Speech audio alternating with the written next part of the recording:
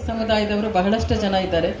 So ನಾನು ಕೂಡ Dubai government ಇರ್ಬೋದು ಅಥವಾ ಬಹ್ರೇನ್ ಗೌರ್ಮೆಂಟ್ ಅವ್ರ ಹತ್ರ ಎಲ್ಲ ಏನು ಮಾತಾಡ್ತಾ ಇದ್ದೀನಿ ಅಂದರೆ ನಮ್ಮವರು ಇಲ್ಲಿಂದ ಅಲ್ಲಿ ಕೆಲಸಕ್ಕೆ ಹೋಗೋರಿಗೆ ಮೊದಲೇ ನಾವು ಇಲ್ಲಿ ಸ್ಕಿಲ್ ಡೆವಲಪ್ಮೆಂಟ್ ಟ್ರೈನಿಂಗ್ ಕೊಟ್ಟರೆ ಅವರು ಅಲ್ಲಿ ಹೋದಾಗ ಅಲ್ಲಿಯ ಅವ್ರ ಲೋಕಲ್ಗೆ ಏನು ಸ್ಯಾಲ್ರಿ ಕೊಡ್ತಾರೆ ಅದೇ ಸ್ಯಾಲ್ರಿನ ಇವ್ರಿಗೂ ಕೂಡ ಕೊಡುವಾಗೆ ಆಗಲಿ ಅಂತ. ಇನ್ನೊಂದು ಲ್ಯಾಂಗ್ವೇಜ್ ಟ್ರೈನಿಂಗ್ ಕಾಂತಾನಾಯ್ಕ ಅವ್ರಿಗೂ ಗೊತ್ತು. ನಾನು ಎಲ್ಲ ಬೇರೆ ಬೇರೆ ರಾಯಭಾರಿಗಳನ್ನು ನಮ್ಮ ಸ್ಕಿಲ್ ಡೆವಲಪ್ಮೆಂಟ್ ಮಿನಿಸ್ಟ್ರ್ ಏನಿದ್ದಾರೆ ಶರಣ್ ಪ್ರಕಾಶ್ ಪಾಟೀಲ್ ಅವ್ರ ಜೊತೆ ಮೀಟಿಂಗ್ ಮಾಡಿಸಿ ಮಾತಾಡ್ತಾ ಇದ್ದೇನೆ. ಅಂದರೆ ನಮ್ಮ ಜಪಾನು, ಇಟಲಿ ಮತ್ತು ಇಸ್ರೇಲ್ ಎಲ್ಲ ಕಡೆ ತುಂಬ ಡಿಮ್ಯಾಂಡ್ ಇದೆ ನರ್ಸಸ್ಸಿಗೆ ಮತ್ತು ಕನ್ಸ್ಟ್ರಕ್ಷನ್ ವರ್ಕರ್ಸಿಗೆ.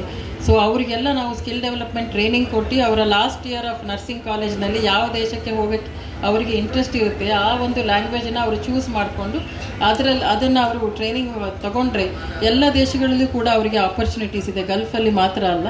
ಸೊ ಅದರ ಬಗ್ಗೆ ಕೂಡ ನಾವು ಕಂಟಿನ್ಯೂಸ್ ಆಗಿ ಚರ್ಚೆ ಮಾಡ್ತಾ ಇದ್ದೀವಿ ಸ್ಕಿಲ್ ಡೆವಲಪ್ಮೆಂಟ್ ಡಿಪಾರ್ಟ್ಮೆಂಟ್ ಜೊತೆ.